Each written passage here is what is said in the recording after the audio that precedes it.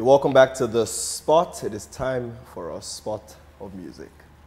If I give you all the loving, will you give me all the sin? If I carry sheets of paper, you know I got many things to say. I was actually listening to my favorite Ice Prince. I don't know if it's this. Was it him or was it Brymo feature? I don't know. Was that Leku Brymo song? I like old Ice Prince. Yeah. Like all of his older songs. No, my favorite song I think there's Leku. a difference. Maybe also because the music in that era was also different. The vibe and did I say area? No, era. As yeah, in, like, it feels like it was a long time ago, and it really was. But music has also changed, different. definitely. But like I'm not sure if I fully adapted to this new kind of move and stuff. Yeah, but I also I like Vanessa MD. Yeah, she's a little cutie patootie. She's a cutie patootie. Yeah, she is, and she's very petite. But she's such a powerhouse. She is. Yeah, damn. she's got, and she's really, really talented as well. So I love that. What's the story here? No mind them. As in, it's me and you. I'm just kidding. Have you seen the video? Ain't nothing about nobody else. Let's just focus on us. Yeah. And not mind them. And not mind them at all. Yeah. I like the African collabos more than. That's her, like she's, like attitude and sass and, all that stuff. And she's so extremely successful in her country. And I want to believe most of East Africa, a lot of East Africa. She's been here a few times. Oh yeah, she's been here a few times. And she performed over the Christmas break at, I think, one of the award shows that was on around maybe December or early January, I'm not sure. And she was just up and down that stage, just, doing her thing. All over she's the place. Really, yeah, she's done really well for herself. And I think she's doing a few more, I would say, collabos. I think this might be, I'm not sure who the other person is. I want to say she collabed with somebody else, a Nigerian as well. But maybe she'll be making her way over here more and more this year as well. So but she's owning the video though. Like she's really taking the presence. So obviously she's a performer. She is a performer. Serious performer. She's a performer. See her on stage, yeah. Yes. All right, good stuff. Ice Prince Zamani. That's his Ice Prince Zamani. Does he not go by the Zamani anymore? Well, I mean, it's his name, but I think he just goes with Ice. No, I mean, maybe in like when he raps, he just say it's Ice Prince Zamani. What's that? Wow. Alrighty, so Ice Prince and Vanessa. Hopefully, one of these days, one or both of them will be able to come to the spot. Yes. All right, so let us check. Get on that. Yeah, nice video. Ice Prince with the swag. Okay, it's time for... mostly him toasting her though. Like I've been waiting for it to switch up into what? I guess in the end she agrees. I'm guessing that's the whole She said point. yes. Thank you. She said yes. I wish you the best, bro. Look at that. Looks like she did. Okay, so our guest is coming in, and she is a writer and a sickle cell advocate. Please let's welcome the lovely Maryam Awaisu. Hello, Mariam. Come on in. Welcome to the show. Come on in. Hi, how are you? Good. Welcome. Hi, how are you? I'm good. Good. Welcome. Okay, where would you like to sit? You can sit in whichever. the seat of honor. It looks really comfy. How are you doing? Hi. Nice to meet you. Same here. Yeah. Okay. So have a seat. Okay. Welcome, welcome, welcome. Thank Yes. you. Okay. So I introduced you as a writer. I know you wrote a book called Burning Bright. Yes. Which was shortlisted, right, for the NLNG Prize 2016? 2016. Yeah, yes, okay. it was. So have you been writing for a long time, or was that your first book? Well, that was the first published one. Okay. But yeah, I've been writing since I was 11. Oh, okay. But, just for myself. So that was the first published one, and then it got shortlisted last year. Yeah. Yeah. Cool. So Exciting. what kind of book was that? What do you like to write as well? Sorry? What kind of book was it, and also what do you like to write? Yes. Okay. It's a novel. It's this new genre. Well, it's not really new, but it's called faction. Oh. So it's fiction based on fact. Ah. Okay. So it's like Okay. yeah. So Faction. it's like yeah. New as in new. Genre. Yeah. No, I know, but like as in What was okay? Well, what was no, I didn't create it. I know. It's some people recognize it as a genre actually, but literally on the book it says fiction. Yeah. Okay. So yeah, it's fiction based on fact. It's about sickle cell anemia in Nigeria, what it means to live with it. But then it's in story form. Okay. And the whole idea is to enlighten, but in a fun way. Yeah. Because if you write like a medical book, who's going to read it? It's easier to That's receive. right. That's right. So it's sort of funny. People have said so. And do you do you strictly write faction or? Well, let's say fiction. So far, everything I wrote is just made up. I like kind of toying with the characters, making them do what I want. Yeah. Okay. Do you like when you write? Because I'm so interested in like the writer's process. I know people have different ways that they write. Yeah. Are you like that kind of writer that's like you're inspired by something or you dream about something, you're like, oh my gosh, and you wake up and then you write and you're like, okay, that person's got to go, that character has to be my book, or are you more like, okay, I want to write a story about this, so then I need 5 characters, and so I have to develop. Like, what is your process? It's a little bit of both. Okay.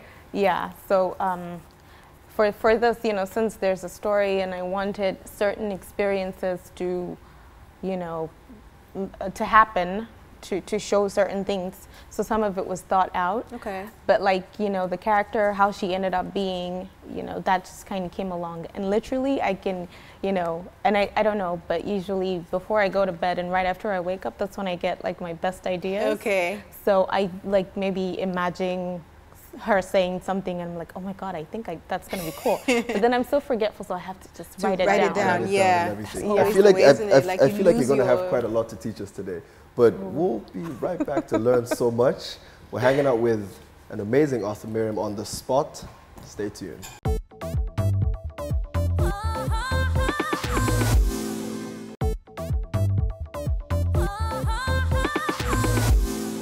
Welcome back to The Spot, guys, and today we are talking about sickle cell awareness, and that is the topic of our show today. So please join us on Facebook, Twitter, and also via email with your thoughts. We'll definitely love to hear from you.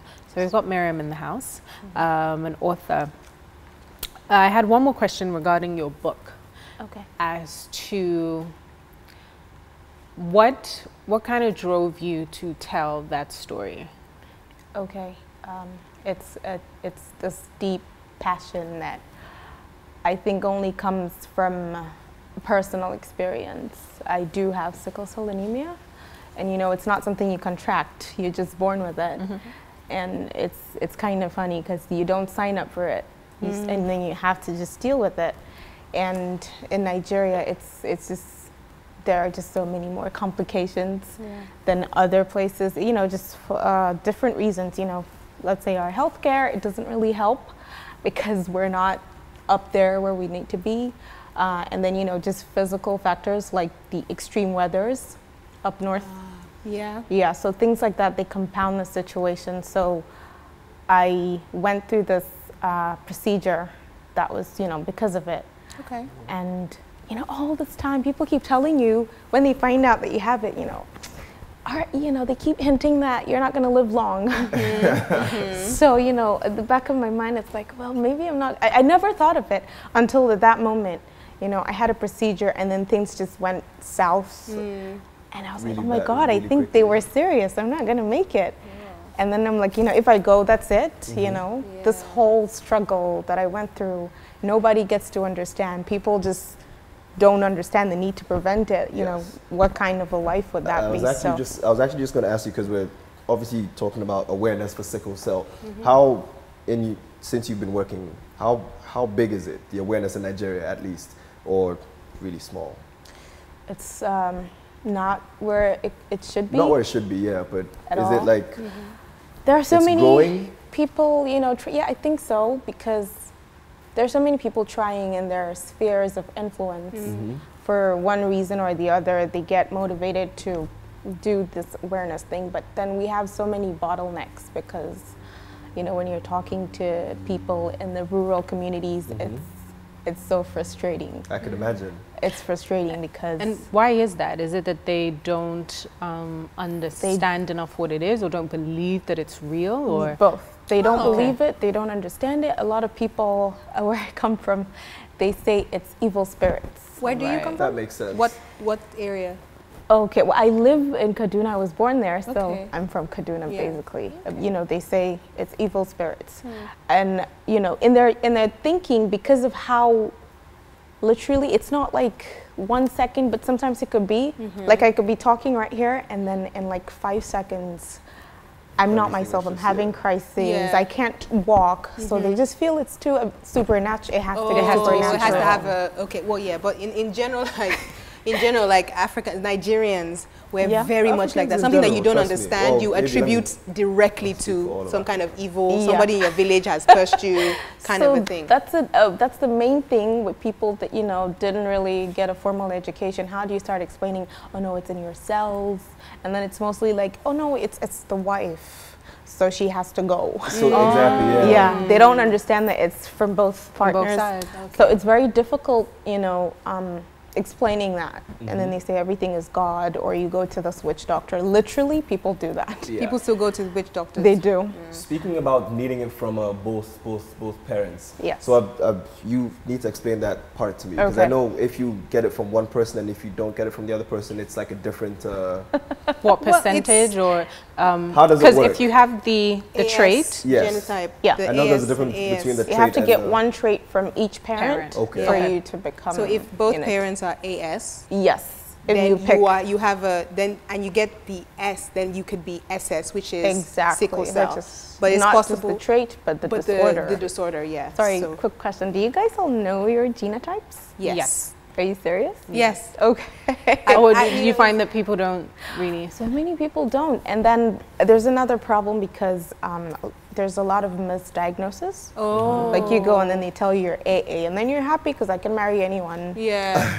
And then your first child is SS, and you're like, what happened? See, I never even, it was when I moved to Nigeria that I realized how important it was to know your genotype. Yeah. Because of what you just mentioned, that people want to know in case of marriage as to who you can marry and pair yourself up with, and it can be a really big deal breaker for some people. Yeah, most definitely. I think part of awareness, you know, obviously is like the very, very minimum. Like you need to know at the very minimum that these are the things that exist, and these are the things that you need to know, so that you know what you're going to be dealing with. Exactly. So we don't have to resort to saying things like it's the woman needs to go. Exactly. Or it's the witch. So, okay, so we have to go on a quick break, but we're still going to be talking about sickle cell awareness when we come back. Please stay with us.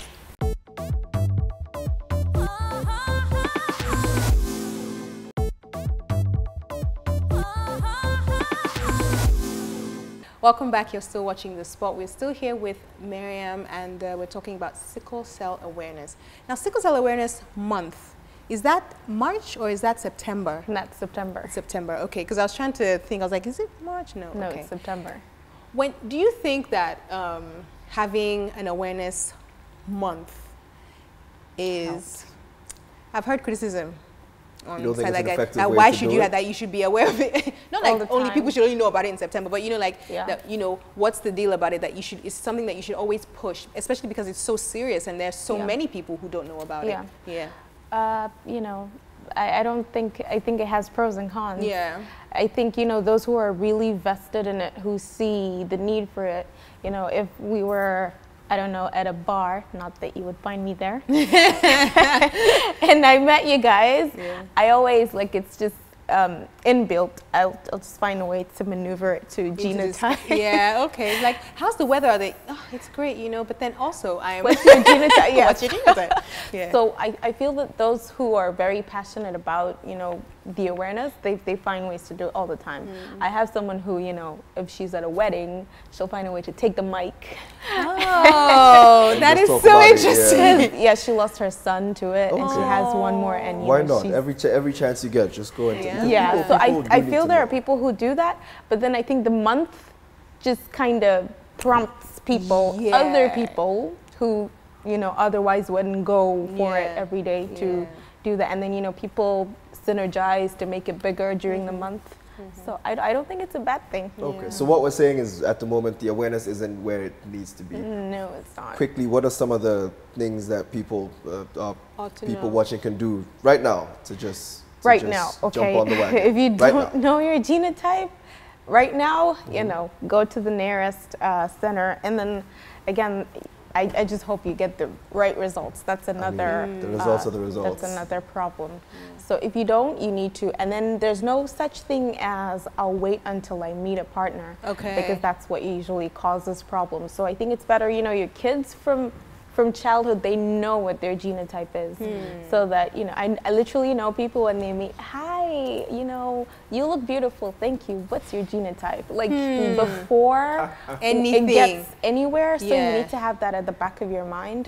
Because when it comes to like make or break decisions, like you're in love with someone and they're everything you wanted, people get a little selfish. But you know, I feel that if they knew what it meant, you know, what it meant to bring someone to this world, someone you love, your own child, to suffer like that endlessly from birth to death, you know, I think they would put whatever Romeo and Juliet kind of love it was aside. Okay. But then, you know, it's so the first thing you need to do is check your genotype. You need to know that. And then, you know, I just want people to know if they are ever in a situation to make that kind of a decision, you really cannot afford to be selfish. It's unfair.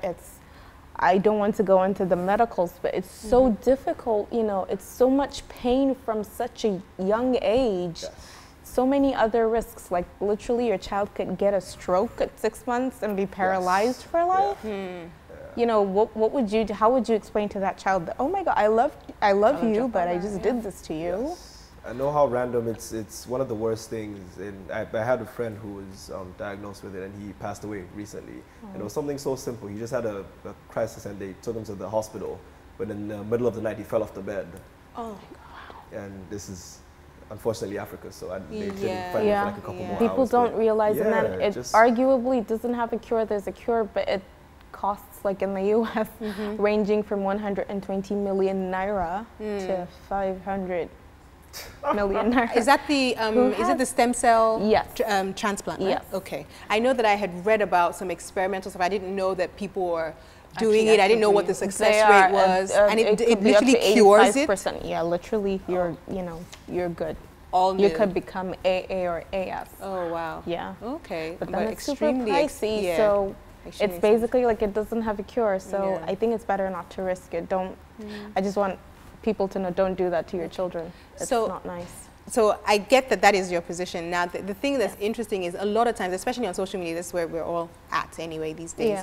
I've seen so many arguments on both sides, from the people. I remember a doctor on Twitter saying, just giving like reasons, and he was basically sort of, kind of on the same side as you are, which is like, don't be selfish, just know if you're AS, don't marry AS. Yes, there's a 1 in 4, wait, 1 in 4 chance, 2 in 4, I'm not sure. It's actually not the way people understand the 1 in 4 thing. Right, they don't get it, but it's like, you could literally have 4 kids and they all have SS, or they could all be AA, you just don't know, but don't do that gamble. And then the people who are SS and saying, the kind of partner you're going to choose, etc., etc.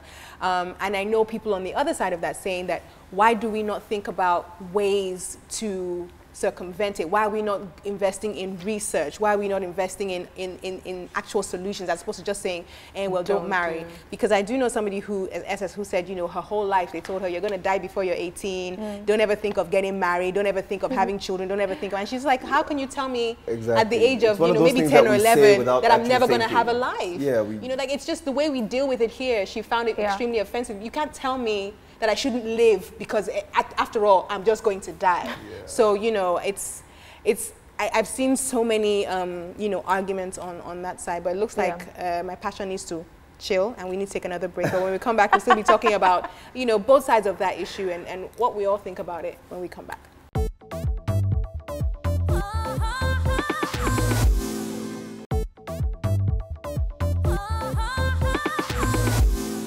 You are welcome back to the spot. Quick question, do you know your gene type? Because if you don't, you really do. That's exactly what we're talking about here. We have an amazing author, Mariam, in the house with us, sharing some facts about the whole sickle cell disease. Yeah. Yes. But it's been absolutely amazing to have you. I feel like we've just been learning. It's like a crash course. It's great to be here. But thank you. We'll talk about your book in a bit. But we do have a couple of people on social media who they're saying some interesting things. Okay. Saying some interesting things. Should we round up our topic first? Okay. Yeah. Yeah. Shall so we? That we can just wind. That's fine. So we can wind. Yeah. So that we don't like switch to somebody talking about Marley's chest. Oh. Wow. which they tend to do sometimes. Okay. But I had a question. So if somebody is having a crisis, and what are the things that you can do to help that person? Maybe as a bystander, maybe something just happens. What's a good thing to do? Okay. Well, if there's any water or fluids, really give them. But then, you know, that's not going to be immediate. But then it helps. They cannot afford to be dehydrated. That only makes it worse. Okay. And then nothing big, but you know, if you have paracetamol. Okay.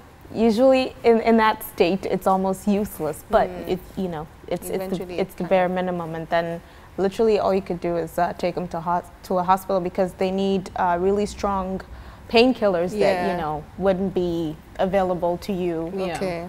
So that's just the best thing you could do. Okay. There are quite a lot of myths attached to, you know, sickle cell anemia, sickle cell disease. Yeah. And I know you mentioned one about, you know, when people are uninformed, they think, for example, it's a witch or something. Yeah. Let's kind of debunk a few of them. Like, what are the most common ones, or what are some of the ones that you hear? And then let's just go ahead and debunk them so everybody can know. Yeah, that's good. Yeah. So yeah, well, let's start with that. It's not evil spirits. It's just simple gene pairing. Yeah. Then, you know, a lot of people tell you that it gets better or it goes away after you're 18. That is the most ridiculous thing ever. It's completely not true.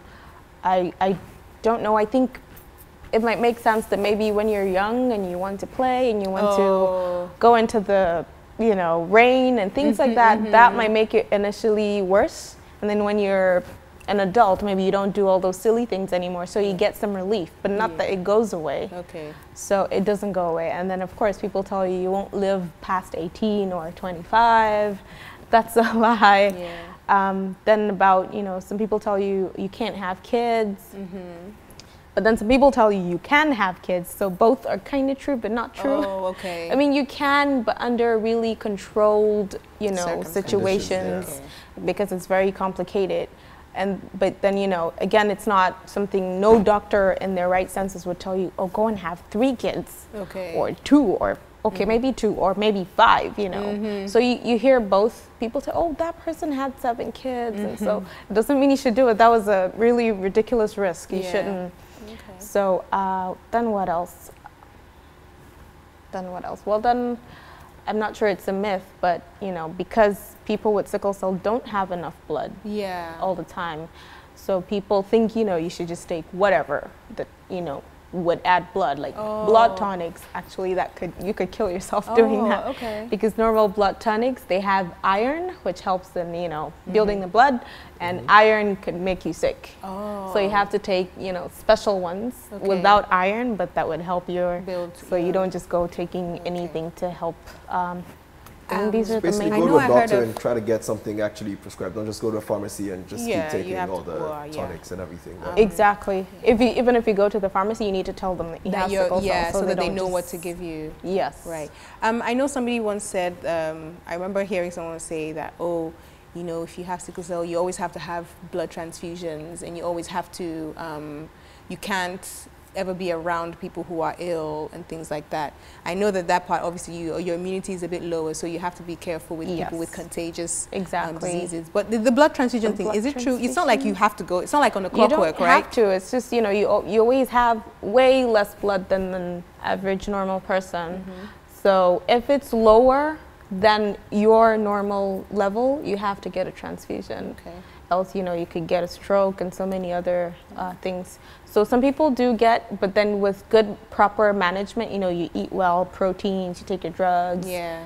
There's usually no need for that. I've never had a transfusion for that reason. Just for other reasons. So, yeah. And with medication, do you have to take medication every single day? Every single day of your life. To just manage. To keep your blood up, and then, you know, to help fight malaria, because malaria makes you really sick, and then just to help your appetite. Oh, okay. Yeah, because a lot of people with the disease are not really into eating food. Okay. And they need it, so. Interesting. Yes. Something else on my mind. What was it that was on my mind? I'm trying to think of. There's quite a few sickle cell awareness and support organizations I know in Nigeria. Are you a part of any of them? Do you know of, I know there's, you know, a few organizations, but just for people who are out there who would maybe like to support or would like to know about them, if you could just share some that you know. Is that like a big national one? Is that like a big, like, overarching? I'm not sure, is it? Yes. Or is it just all little ones that, what's the biggest? Both. There's the Sickle Cell Foundation right here in Lagos. Actually, I'd never been until yesterday, and I was amazed at how huge it is and just that's what great. They do. You know, if you know anyone who wants to get a proper genotype test, that would be the place to go. You don't have to be a sickler to go there. Yeah. Okay. You know, they do amazing things. Sickle Cell Foundation, they were established a long time ago, so, you know, they're really doing amazing things, and they're so huge. And I'm sure they have lots of resources to also support people. And sorry, something to note is there's this thing called AVN that most people with sickle cell develop. I had it too. It needs a surgery. So Sickle Cell Foundation, they actually help sponsor. Oh, okay. But then, you know, there's a waiting list. But then they do help out, to do that. Then there's Sickle Cell Patient Health Promotion Center. It's quite a mouthful. That's in Kaduna, where I live. And what the foundation does is it gives these daily medications to those who cannot afford it. Oh, okay. Awesome. Yeah. So that's just for the less privileged, not everyone. And then I know there's sickle cell, there's SCAF, I don't really know what it means. Oh, Sickle Cell Awareness Foundation. Is that the one in Abuja? Yes. Then there's Samira Sanusi Sickle Cell Foundation. She got cured. Oh, she's AA. So she decided to start a foundation. She's helping. There are so many. There's one in Katsina, but I really don't know the name. Okay. All right. Awesome. So we're going to go on a quick break now. We'll see you guys right after this on the spot.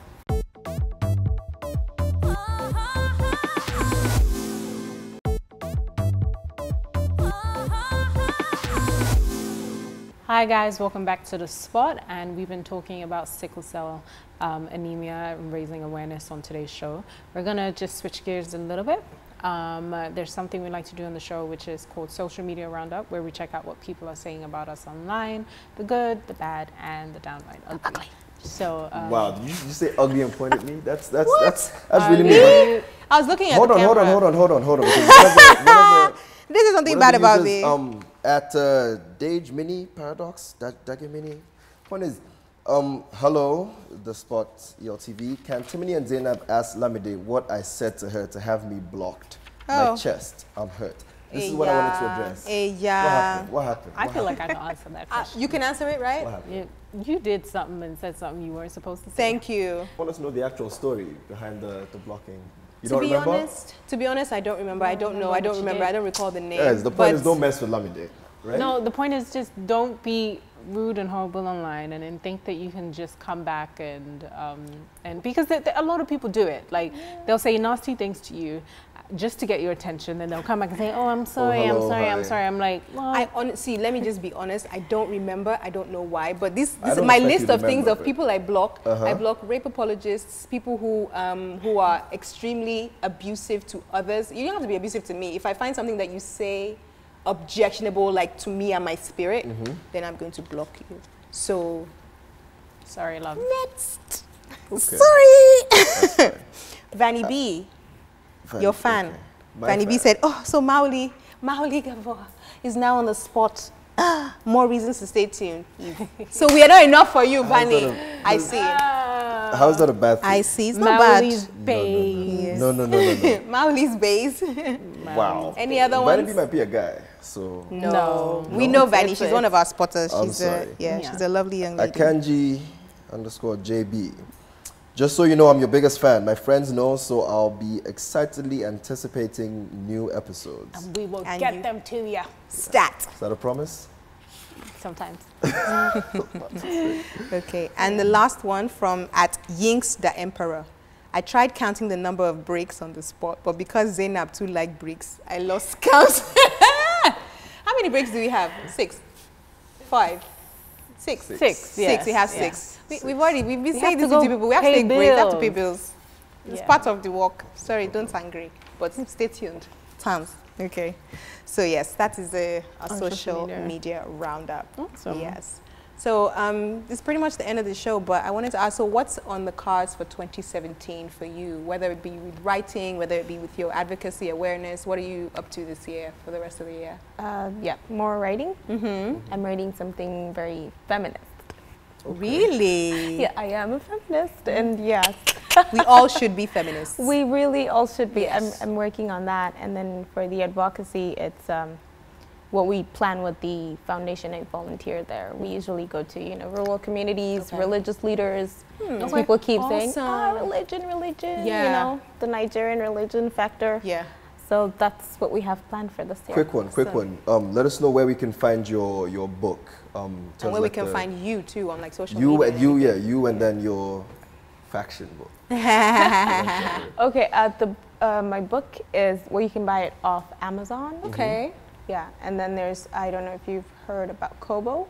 Yes. I have yes. Yeah. And Okada books. Yes, and Okada books, yeah. Yes, Okay. but then the hard copy, truly, it's apart from Amazon in Nigeria, it's just available through me for now. Okay, okay. So where can we find you on social media? Okay, I'm trying to remember my handle. I think it's @Ice131Queen. Okay, girl, she said Ice Queen. All right then, ma'am.